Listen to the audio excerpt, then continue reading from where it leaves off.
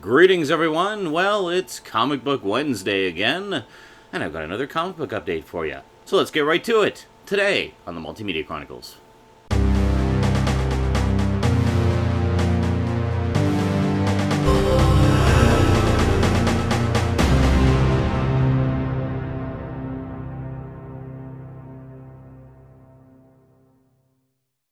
Well, how's that for a quick and to the point intro? Let's get right to it, shall we? So I stopped by the local comic store, and boy, I apparently haven't stopped by the local comic store in a while because apparently I'm way behind on like all of the single issue series that I collect, and well, I just did not have enough in the budget this week to get caught up on all of them. So I got caught up on a couple of them, and yeah, and picked up some trade paperbacks recently as well. So let's see what we got here. We'll start with the single issues. Picked up issue number 4 of Big Trouble in Little China and Escape from New York. As always, very nice wraparound cover there, featuring Snake and Jack Burton, of course. And then I picked up issue number 6. Because who needs issue 5, right? Yeah, they didn't have any copies of issue 5 left, unfortunately. So this is the epic conclusion of the saga. I would assume there's a trade paperback on the way at some point. I may pick that up, or I may look for issue 5. I might pick up the trade paperback anyway, because I like to support these independent studios.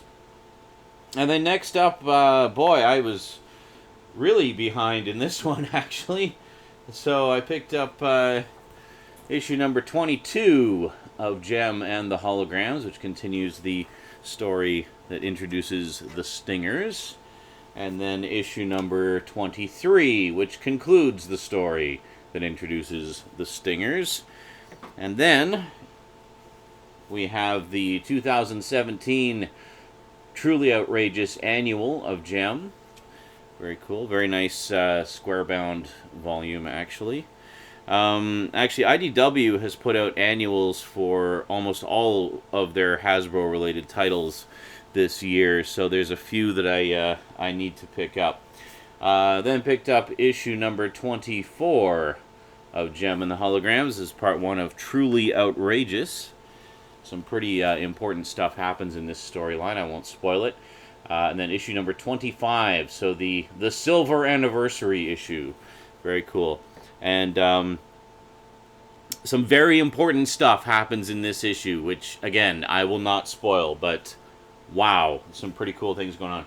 And then, as I mentioned this several comic book updates ago, sort of some direct fallout from the introduction of the Stingers storyline. The Misfits were having a bit of trouble. So they got their own series. And this is issue number 2 of The Misfits. And then we have the latest issue, issue number 3 of The Misfits. So this is carrying on the story of The Misfits basically trying to remain relevant by doing a reality TV show. So, very cool. And that's actually it for the single issues. All the Gem stuff pretty much cleaned me out. So, I had enough for the 2 Big Trouble in Little China and Escape from New York issues. And that was it. And then there was actually also one that I picked up from the 3 for $25 or 1 for $10 rack, which I'll show you in a minute. But first up, I also picked up Volume 4 of Rick and Morty. And before anyone asks, yes, I did see the Season 3 premiere when it was streaming for 24 solid hours on April 1st on Adult Swim's streaming site.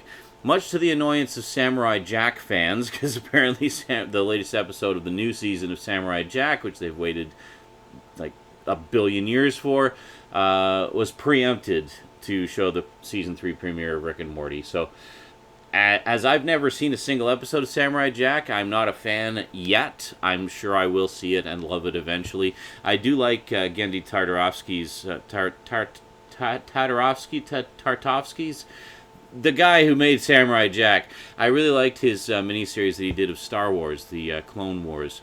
So, yeah, pretty cool stuff. Anyway, Volume 4 of Rick and Morty. I should mention there's also another trade paperback entitled Rick and Morty Lil Poopy Superstar, and it's the adventures of Summer and Mr. Poopy Butthole. So I think it's just a miniseries, 5 issues. So yeah, I still need to pick that one up. But as always, if you love the show like I do, you definitely owe it to yourself to check out the comics. They're every bit as good and funny and brilliant as the show. They really do do the show justice. So, the one that I picked up from the 3 for $25 or 1 for $10 rack of trade paperbacks, a while back my mom sent me the hardcover edition of the original series of this. And apparently 10 years later, for the 10th anniversary of that critically acclaimed original series, the original writer was brought back, new artist, but basically for a sequel, a follow-up. The original series, well, I'll just show you what it is. This is Marvel's Eye of the Camera. So this is the sequel to the miniseries that was just called Marvels. Now, Marvels was basically the sort of history of the Marvel Universe as seen through the eyes of the common man, in this case a photojournalist who's kind of witnessing a lot of these amazing things happening and seeing sort of how it's changing the world in the Marvel Universe. And the original miniseries kind of covers the stuff from the 40s and 50s, like the original Human Torch and Captain America and things like that. All the way through till the 60s, I guess, or sort of the dawn of the Marvel Age. This one covers the 70s and 80s, so kind of cool. I'm looking forward to checking this out because this is basically the era that I grew up with.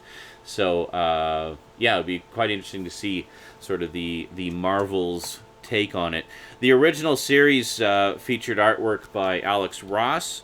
This one features artwork by Jay Anacleto. I don't know his work off the top of my head, but really good. Beautiful painted artwork again. Very similar to the style of Alex Ross, but different as well. But great stuff. Really recommend it. So carrying on with my journey through the early days of the Marvel Universe, I picked up a couple more of the Marvel Epic collections. Picked up The Amazing Spider-Man, Volume 1. This contains Amazing Fantasy number 15, of course. Specifically just the Spider-Man story from that. I wonder if we'll ever get a full reprint of that entire comic rather than just the Spider-Man story. Because we only ever seem to get just the Spider-Man story. And then we have Amazing Spider-Man numbers 1 through 17 and Annual number 1. And as always, this is absolutely gorgeous. I mean, look at this. The paper stock used for this particular one is a little bit glossier than the Incredible Hulk one that I showed you before. I don't know why, but I'm not complaining. I would actually be quite cool with them doing all of them like this, because this is absolutely beautiful. I mean, just look how vibrant those colors are. I mean, this is absolutely amazing. So this is the first half of the Stan Lee, Steve Ditko run. There is the volume is entitled Great Power. The second volume, entitled Great Responsibility, is coming out very shortly, actually. In fact, no, I think it's out already. Yeah, I think it's out already. So that one contains the latter half of the Stan Lee, Steve Ditko run. So between those two volumes, you get Steve Ditko's entire run on Spider-Man. So very, very cool. And then next up, well, I had to get this one, The Birth of the Marvel Universe, ladies and gentlemen. This is where it all began with the world's greatest comics magazine, The Fantastic Four. There you go. So this contains issues 1 through 18 of The Fantastic Four. Pretty straight up. The Fantastic Four were the only game in town for a little while until they started introducing some other superheroes shortly thereafter. So not a lot of crossovers at this point. Well, we do have the one with the Incredible Hulk in here, which is issue number 12. But again, just beautiful reproduction.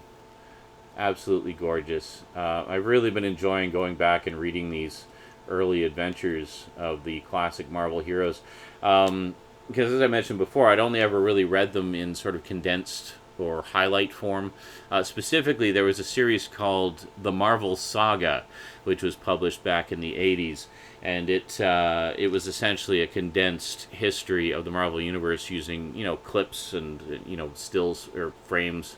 Clips and stills, as if it's from videos of the actual events as they happen. But having, like, partial reprinted material from the significant issues and significant stories and such, and then just kind of big blocks of text kind of explaining things and summarizing things. Honestly, a really fascinating read. There was a Marvel Essentials, I think 2 or 3 volume set that was put out of the entire run of the Marvel Saga. I think it basically covered all of the 60s and a little bit of the 70s for the most part. It didn't do the entire Marvel history, obviously, because it's quite vast by this point. But all the significant early, foundational stuff. One minor complaint I have, I don't know how well you can see this, but one I received actually has a big freaking crease in the cover there. So, yeah, there you go. You can kind of see it there. Yeah, big crease. So this was ordered through Amazon. They're normally really good. I got both of these together. This one's fine. This one's in rough shape. So likely what I'm going to do is give this to Rosie as a gift, so she can check out the early Fantastic Four adventures, because she likes the Fantastic Four. We've watched a lot of the cartoons together. And she's seen, I think, the first movie, most of the first movie. But she caught some of it when it was on TV one time. And she really liked it, so I thought she would really, really dig this. And then, because, she just needs a reading copy, right? She doesn't care so much about the condition and whatnot. And then I'll repurchase it in, better condition, hopefully, for my own collection. And then finally, last but most certainly not least, speaking of Marvel, notice how I kind of put all the Marvel stuff together? Yeah. Speaking of Marvel, I thought it was about time I started getting caught up on the Marvel Cinematic Universe, because I'm a couple movies behind. So I picked up La Guerre Civile. Yes, Civil War, Captain America Civil War. What a lot of people were saying, this is the Avengers movie we meant to give you. Yeah, just watched this just a few days ago, actually. Really enjoyed it a lot, actually. I can see why so many people like this. All I can say is, holy shit, the airport scene. Wow. Just wow. Especially having just read a lot of the early adventures of some of those heroes, like in particular Ant-Man and Giant Man.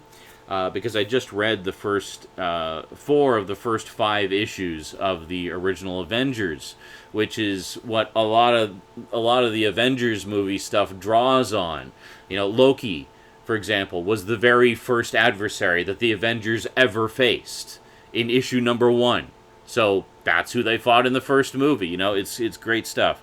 So this obviously is nowhere near as vast and complex as the Civil War in the comics were. That was like a Marvel Universe-wide crossover event. Planet Hulk was a part of that, because Hulk was basically shipped off the planet so he wouldn't take either side, because they knew it would be unfair because he's so freaking powerful. So the Illuminati shipped him off into space, where we had the Planet Hulk storyline. And then everybody else was left on Earth to beat the tar out of each other. But so this one just kind of hits the main idea of Civil War, namely that the the heroes need to be, there needs to be some checks and balances in place, because there's too many innocents that are suffering as a result of their epic superhero battles in the middle of population centers. So, yeah, pretty cool stuff. Really enjoyed it a lot. That's kind of a mini review. Likely what I'm going to do as far as the Marvel Cinematic Universe movies go is, much like I did the sort of overall Phase 2 review, I'm probably going to do an overall Phase 3 review, and at some point in time I'm going to rewatch Phase 1 and do that as well, just to kind of have a complete set of reviews for you, because a lot of you asked me when I did Phase 2 if I was going to do a Phase 1 review, and I didn't have any plans to do so at the time, because I think I just rewatched them all, so I didn't really want to go back and watch them again at that point in time. I kind of wanted to move on to other things. But, yeah, at some point I'll go back. Don't ask me when, because I don't know. I'm just saying it's something I'll do eventually before I die. So, there you go. Alrighty, that is it for the comic book related review. No, that's not what this is at all. This is a comic book update video. It's not comic book related reviews. What the hell am I talking about? Anyway, yeah, so got some single issues, got some trades, got a movie. Getting my comic book on. Yeah, so hopefully sometime in the next month or so I'll get more caught up on the rest of all the single issue stuff. I've still got ROM to get caught up on, and Micronauts. There's several more issues of Mask that just came out. All of those have annuals as well, so I got to get the annuals for those. Wacky Raceland apparently is done. There have been no new issues since issue number 6. So there is a trade paperback out now that collects the whole thing together, including all the alternate covers. So pick that up and check it out if that looks like something you'll enjoy.